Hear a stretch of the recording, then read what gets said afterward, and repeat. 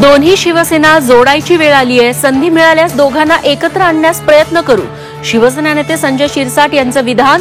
तर फूट टाळण्यासाठी प्रयत्न का केले नाही, चंद्रकांत खैरेंचा शिरसाटांना सवाल.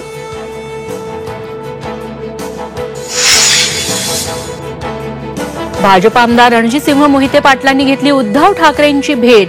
मातोश्री निवासस्थानी दोन्ही नेत्यांमध्ये तब्बल तासभर चर्चा.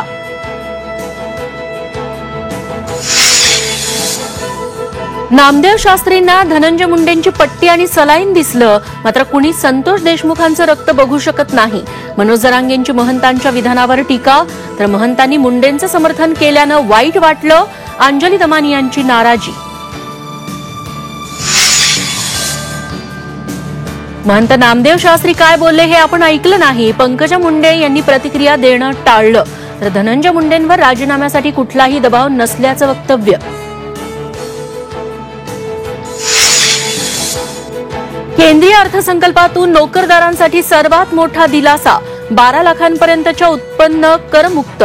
नव्या कर प्रणालीमुळे मोठी बचत होणार. कॅन्सरसह 36 प्रकारची औषधं स्वस्त होणार. मोबाईल फोन, स्वदेशी कपडे, एलसीडी, एलईडी टीव्ही स्वस्त होणार. तर मोठ्या आकाराची टीव्ही, घरं महागणार.